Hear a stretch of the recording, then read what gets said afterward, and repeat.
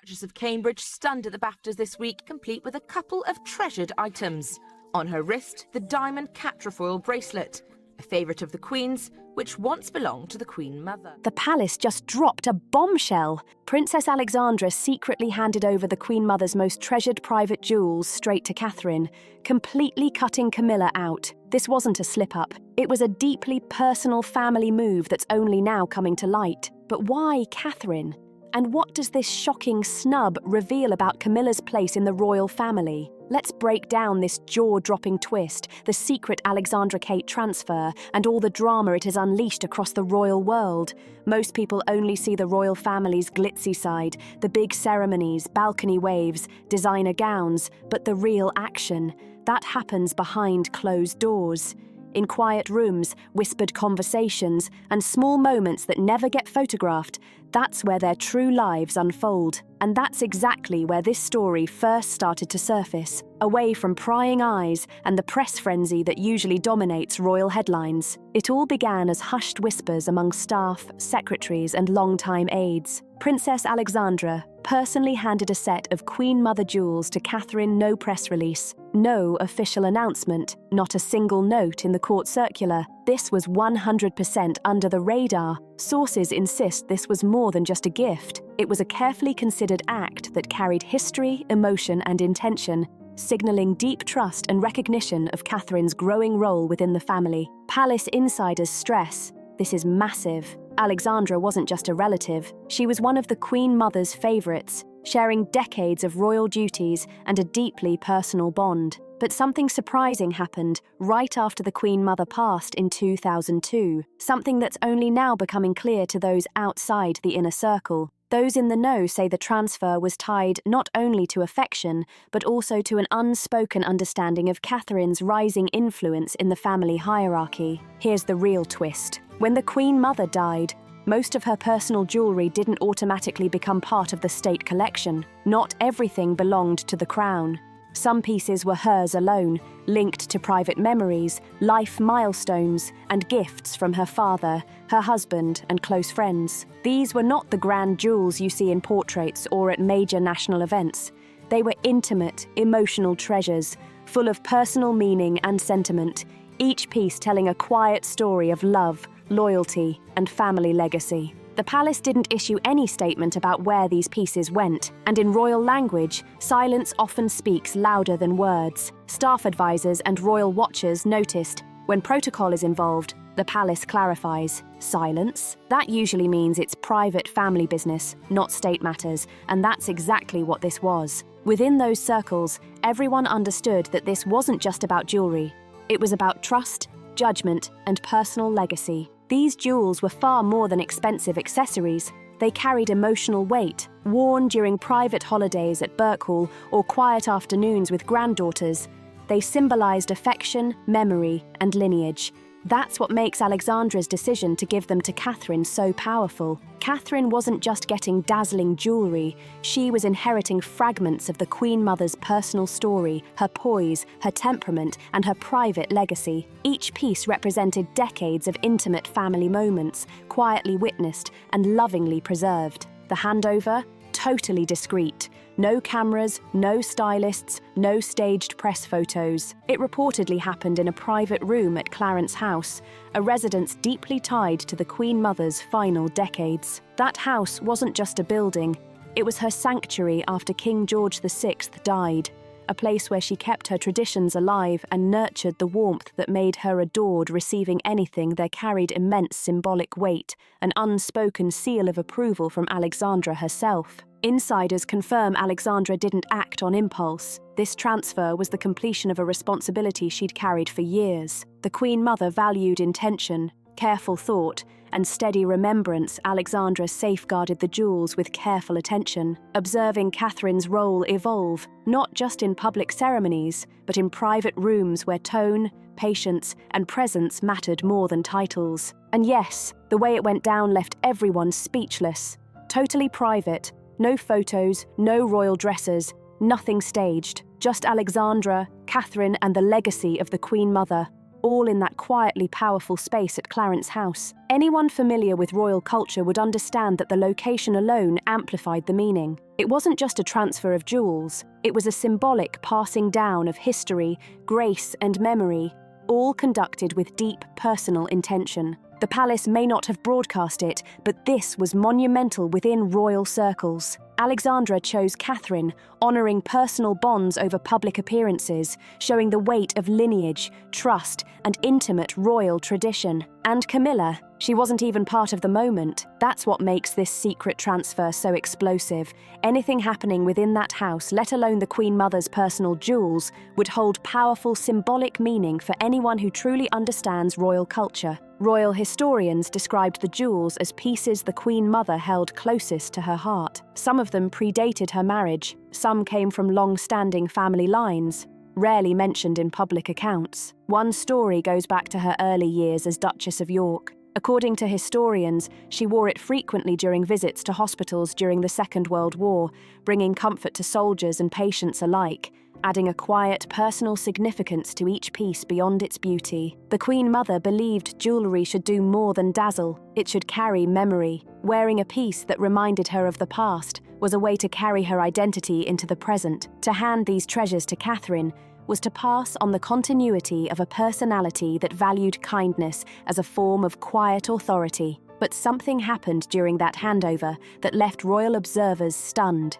Camilla was bypassed entirely in the transfer. This was no mistake. It was deliberate. Camilla already had her own place within the royal family, her own history, and her own jewellery reflecting her lineage and relationship with the king. But the Queen Mother's personal jewels followed a different path entirely. They went to Catherine instead, and that choice sent a powerful message without words. It suggested that the memories, values, and emotional weight embedded in those pieces would be safe with her. No explanations were required. Those meant to understand simply understood, quietly and immediately. Senior courtiers, especially those who had served through multiple reigns, knew what was happening without needing explanations. They had seen monarchs come and go.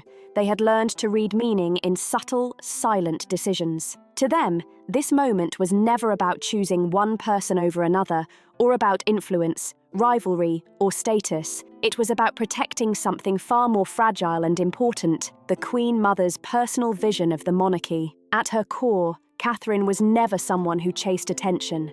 She did not raise her voice to fill a room, and she did not rely on force or show to be noticed. She carried herself with quiet poise and steadiness, yet her presence was undeniable. That combination of calm authority and gentle composure mattered immensely to an institution constantly observed, scrutinized, and interpreted by the public. So when Catherine received the jewels, she did so with full awareness of what they represented and the responsibility they carried. Many people still wonder why Catherine, of all possible recipients, was chosen. The story becomes clearer when we consider the Queen Mother's will. Some jewels belonged to the crown, catalogued, regulated, stored in vaults, displayed at coronations, and passed on according to clear rules. Then there were jewels chosen purely for personal reasons, with meaning tied to memories rather than protocol or ceremony. The Queen Mother had both kinds. She understood the distinction with clarity and care. When she finalized the details of her estate, she placed this difference at the heart of her instructions. Within her will existed a sealed clause governing the fate of her personal jewels. The clause was not open to public scrutiny, and even within the royal family, only a handful of people knew it existed. This secrecy was never about hiding wealth or stirring drama. It came from her understanding that personal history should not be subjected to speculation. When memory is exposed in writing, it can become guarded, misinterpreted, or diminished. She wanted her treasures protected to ensure their meaning remained intact for the right hands and the right purpose. Her careful approach came from decades of experience. She had lived through profound changes in public attitudes. From the Second World War to the cultural shifts of the late 20th century, she had witnessed the monarchy endure challenges that tested its relevance and identity. She understood that values could shift with time, not always for the better. She saw public devotion rise and fall. She saw loyalty tested and behaviour within the family strain under pressure. She believed these symbols should never be entrusted to someone who might treat them lightly. Her caution was born of deep love for the institution she had dedicated her life to. She is widely praised as a steadying force for the monarchy. During the 1936 abdication crisis, she stood beside a husband who had not expected to become king, guiding him with grace and poise through his unexpected role. These experiences gave her an acute sense of what could be lost if the wrong character held influence over the royal family. She believed that the monarchy survived not through wealth or privilege, but through restraint, service, and the ability to hold dignity under pressure.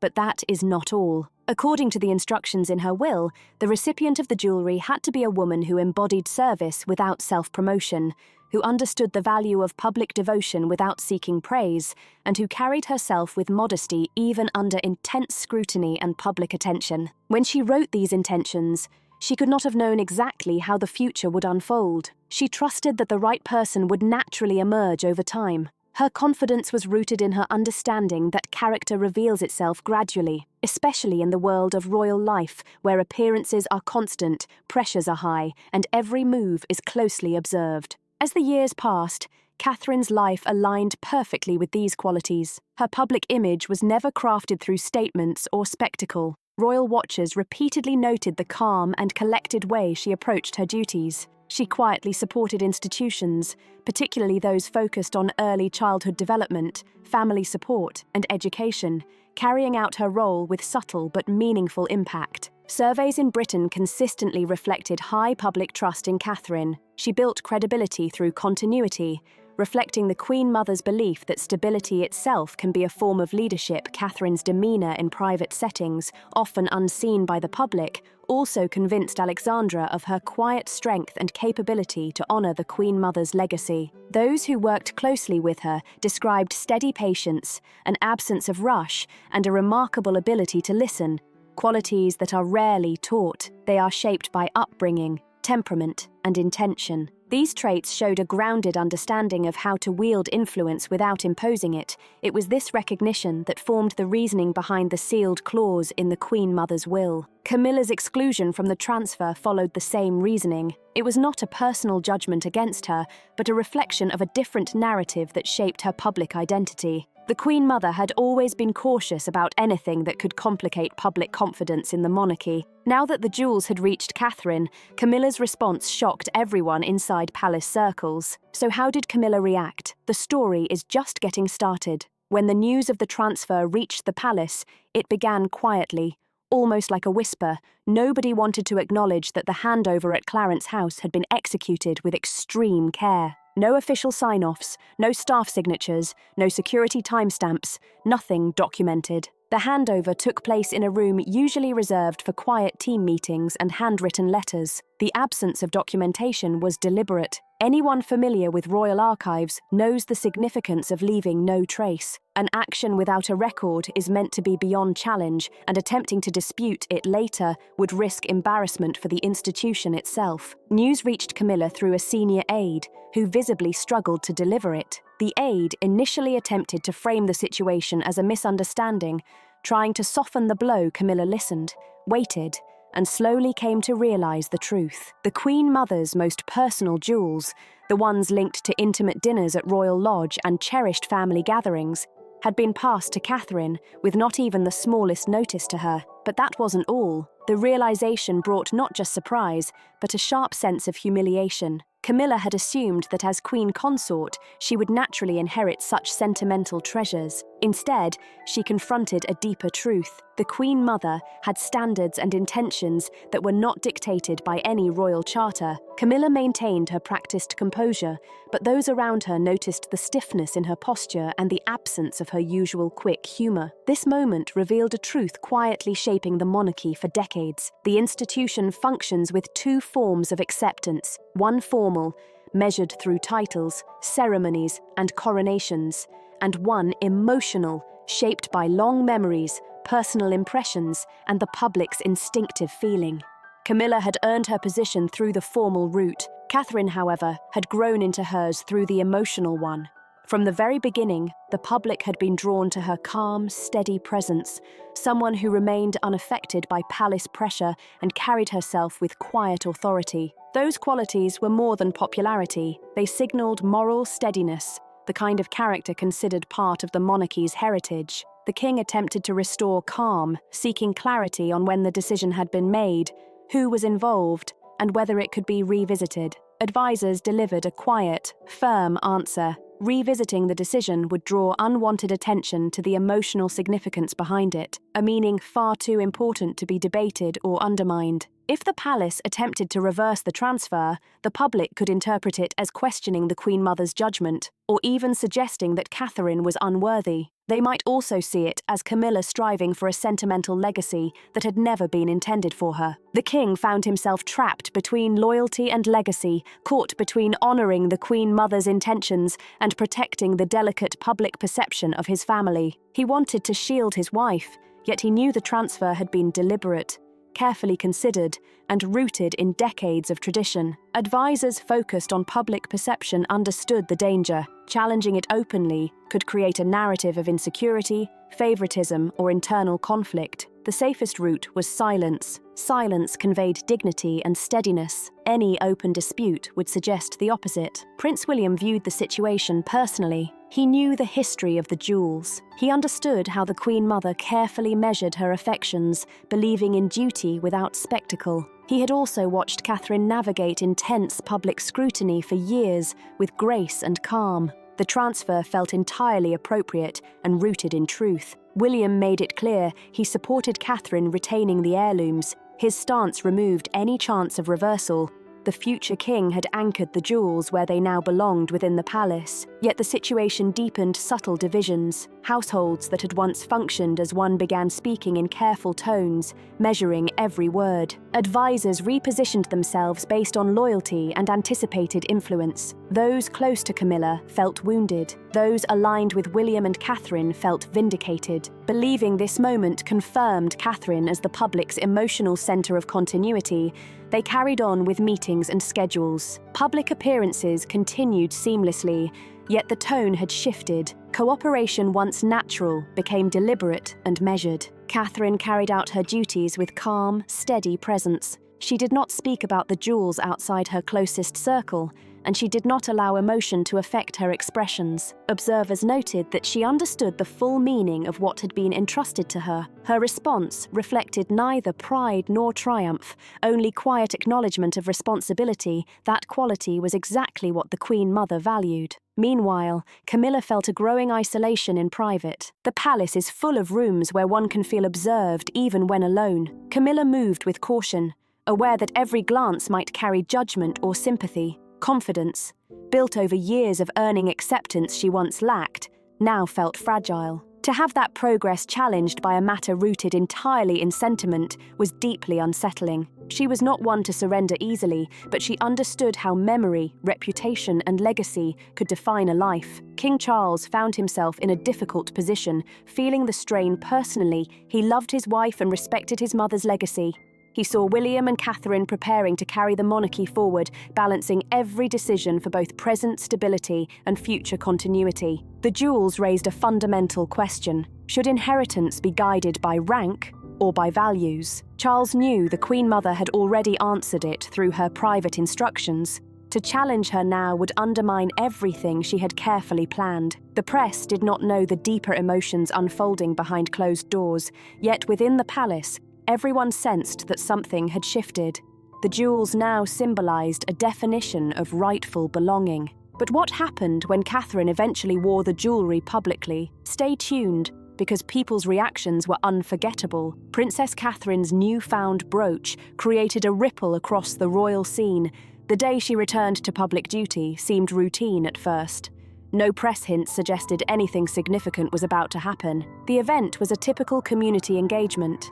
Attended often by Catherine, people lined the streets, phones in hand, anticipating her arrival with calm expectation. It was peaceful, nothing dramatic, nothing unusual, until the car pulled up. Catherine stepped out with her usual gentle confidence, acknowledged the crowd with warm smiles, and the atmosphere subtly shifted. Photographers were the first to notice. Their lenses lingered, hands pausing for a brief moment before continuing. Something had caught their attention. Pinned to Catherine's shoulder was a brooch, a cluster of pearls surrounded by diamonds in a familiar arrangement. Older viewers recognized it instantly. It was the very same brooch the Queen Mother frequently wore during her later public years. It had appeared in countless portraits and public photographs.